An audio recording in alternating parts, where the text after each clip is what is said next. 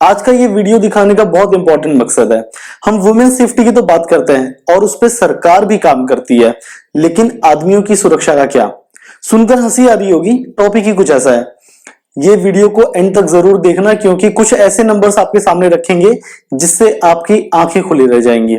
हाल ही में देश की राजधानी नई दिल्ली में रोहिणी के सेक्टर 11 एरिया में एक बिजनेसमैन ने एक लेडी और एक हरियाणवी सिंगर पर पैसे हड़पने और मानसिक तौर पर प्रताड़ित करने के आरोप लगाते हुए सुसाइड कर लिया, जिसका नाम है अमित बैसला।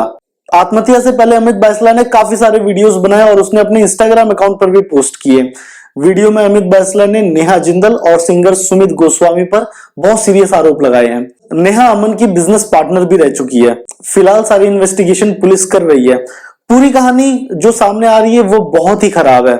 कैसे किसी को फेक केस में फंसाने की धमकी देके ब्लैकमेल किया जा रहा था। अमन ने मरने से पहले अपने वीडियो में कहा कि जब सुशांत सिंह राजपूत को इंसाफ नहीं मिल पाया तो मुझे कहां से मिलेगा।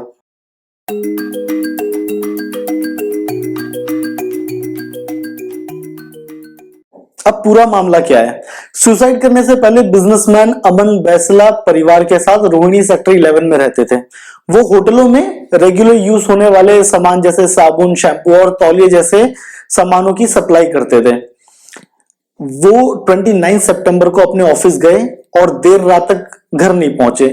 इस पर उनके घर वाले भी ऑफिस पहुंचते और देखे कि दरवाजा अंदर से बंद है। जब दरवाजा को तोड़ा गया तो देखा कि अमन फांसी के फंदे पर लटके हुए थे।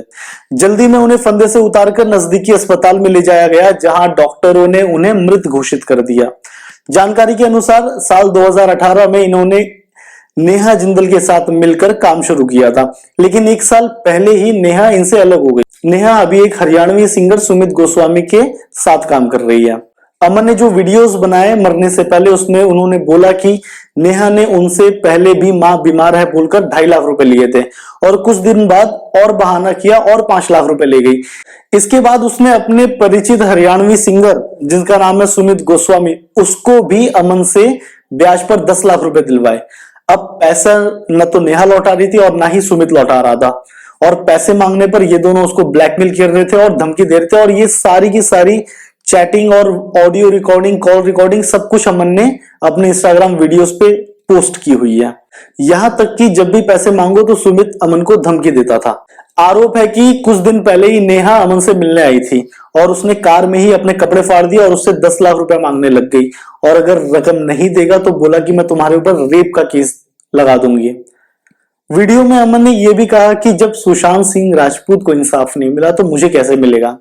पुलिस तो उसकी बात भी नहीं सुनेगी। पुलिस नेहा की ही बात सुनेगी और उसी की बात मानेगी, क्योंकि नेहा एक लड़की है और अब इसके पास कोई ऑप्शन नहीं है आत्महत्या करने के सिवा।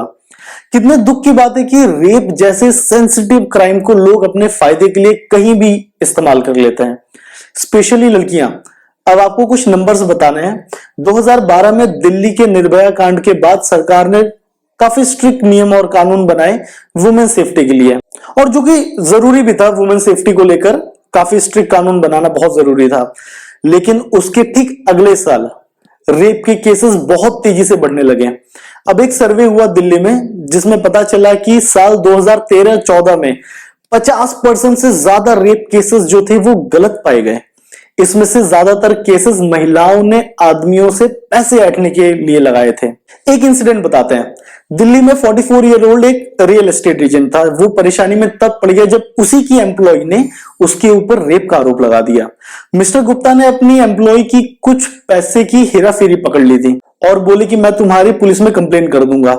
उसने मिस्टर गुप्ता पर आरोप लगाया कि उन्होंने उसको लिफ्ट देने के बहाने 4th फ्लोर पे अपार्टमेंट में ले जाकर उसके साथ रेप किया। मिस्टर गुप्ता ने बताया कि ये लड़की के सारे बयान गलत है, मेरे पास हर तरह की सीसीटीवी फुटेजेस हैं और सारे सबूत हैं। इस लड़की के खिलाफ जो मेरे ऊपर आरोप लगाए जा रहे हैं वो सरासर गलत है। बट देन हमारा सिस्टम और कानून कुछ है ही ऐसा कि औरतों की तरफ थोड़ा झुका हुआ है। गुप्ता ने बताया कि किसी ने उनकी बातें नहीं सुनी, पुलिस ने भी उस समय उनका साथ नहीं दिया और उन्होंने सब कुछ ट्राई कर लिया, लेकिन इंसाफ कहीं से भी नहीं मिला इस फेक केस के ऊपर। अगले 8 महीने तक इन्वेस्टिगेशन चली और इस समय गुप्ता के परिवार में, रिश्तेदारों में, समाज में बहुत बुरा भला सुनने को पड़ा। यहां तक कि उनकी 6 साल की बेटी भी भगवान को लेटर लिखने लग गई थी कि मेरे फादर को इंसाफ दिलाओ। उन्होंने बोला ये उनकी लाइफ का सबसे बुरा समय था। और जब केस फाइनली कोर्ट में पहुंचा तो इस लड़की ने कन्फेस कर लिया कि इसने मिस्टर गुप्ता के ऊपर गलत आरोप लगाए थे, लेकिन तब तक बहुत देरी हो चुकी थी और मिस्टर गुप्ता की जिंदगी काफी हद तक बर्बाद हो चुकी थी एक गलत केस की वजह से। एक बॉडी बनाई गई है जिसका नाम है दिल्ली कमीशन फॉर वुमेन। इसने एक रिपोर्ट पब्लिश की 2014 में जिसमें लिखा था कि 53% ऑफ रेप केसेस जो पिछले साल रिपोर्ट किए गए वो फर्जी हैं, वो फेक हैं। रिसेंटली एक टीवी एक्टर है जिसका नाम है करण ओबेरॉय, उनके ऊपर भी गलत रेप के आरोप लगे जिसके कारण उनको जेल भी जाना पड़ा और बाद में यह साबित हुआ कि ये सारे आरोप गलत थे। 2013 में औरंगाबाद में रहने वाले विशाल के साथ भी कुछ ऐसा ही हुआ। उन्होंने फेसबुक पर एक फ्रेंड बनाई और उस फ्रेंड से वो काफी बातचीत करने लगे और कुछ टाइम के बाद वो लड़की इनसे पैसे मांगी और जब बातचीत काफी क्लोज हो चुकी थी तो इन्होंने उसको कुछ पैसे ट्रांसफर किए और काफी टाइम टू टाइम वो पैसे मांगती गई और ये देते गए और बीच में वो लड़की ने उनसे वापस पैसे मांगे और इन्होंने इस बार मना कर दिया क्योंकि इनको लगा कि नहीं अब यहां कुछ गड़बड़ हो रही है। तो उस लड़की ने जो आज तक कभी मिली भी नहीं थी विशाल से, उन्होंने इसके ऊपर रेप का केस कर दिया और जिसकी वजह से इसको जेल जाना पड़ा। अब आप लोग सोचिए कि जब वो दोनों कभी मिले ही नहीं है और तब भी केस होता है और विशाल जेल जाते हैं, लेकिन विशाल लकी थे क्योंकि वो बच गए और उनके खिलाफ सारे सबूत गलत साबित हुए। लेकिन हर कोई इतना लकी नहीं होता। ऐसे विशाल की तरह तो बहुत सारी स्टोरीज हैं। एक एनजीओ है जिसका नाम है पुरुष आयोग। उन्होंने क्लेम किया कि 51% जो सुसाइड होते हैं, जो आदमी करते हैं, वो इसलिए करते हैं क्योंकि उनके ऊपर गलत सेक्सुअल असॉल्ट का आरोप लगा रहता है। अमित लखानी है president of main welfare trust के, जो दिल्ली का एक एनजीओ है। वो ऐसे लोगों की सहायता करते हैं और ऐसे परिवार की सहायता करते हैं जिनके ऊपर इस तरह के गलत आरोप लगते हैं। उनका कहना है कि हर महीने 6 से 8 हजार फोन कॉल उनको आते हैं कि इन लोगों के ऊपर गलत आरोप डाले गए हैं। तो आप सोचिए कितने भारी मात्रा में लोग इस कानून का फायदा उठाते हैं। अमित का कहना है कि लोग अक्सर ये सारी बातें बाहर नहीं बताते समाज के डर से और लोग हंसी का पात्र बन जाएंगे इस चक्कर से, और इस पे बात करना भी उनको थोड़ा गलत लगता है। और सबसे बड़ी बात यह है कि सोसाइटी इन पर भरोसा नहीं करता और बोलते हैं कि अगर लड़की ने कंप्लेन करी है तो पक्का सच बात होगी। अब कुछ नंबर्स की बात कर लेते हैं। एक रिपोर्ट के अनुसार 2014 में जो 25,000 रेप केस रजिस्टर हुए उसमें से 76% गलत थे।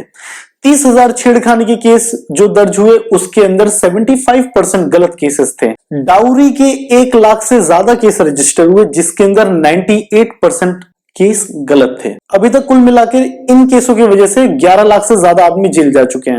हर साल 85,000 लोग फेक रेप केस और छेड़खानी के केस की वजह से सुसाइड करते हैं। हर 28 मिनट पे एक महिला की मौत हो जाती है, उसके बारे में हर कोई बात करता है, लेकिन हर 8 मिनट पे एक आदमी मरता है, उसकी कोई बात नहीं कर रहा। और ये सारे तो पुलिस के अंदर दर्ज हुए रिकॉर्ड हैं जो हम आपको बता रहे हैं। हमारी सोसाइटी और मीडिया तो ऐसे बहुत सारे केसेस नहीं बताती या दबा दिए जाते हैं जो कभी सामने नहीं आते। तो अमित बाइसला के ऊपर आप पूरी जानकारी पढ़ सकते हैं हमारे वेबसाइट के ऊपर www.thebuzzerpost.com पे। आप देख रहे हैं द बजर पोस्ट। आप हमें ट्विटर, इंस्टाग्राम और फेसबुक पे फॉलो कर सकते हैं और यूट्यूब चैनल को अभी तक सब्सक्राइब नहीं किया तो सब्सक्राइब कीजिए।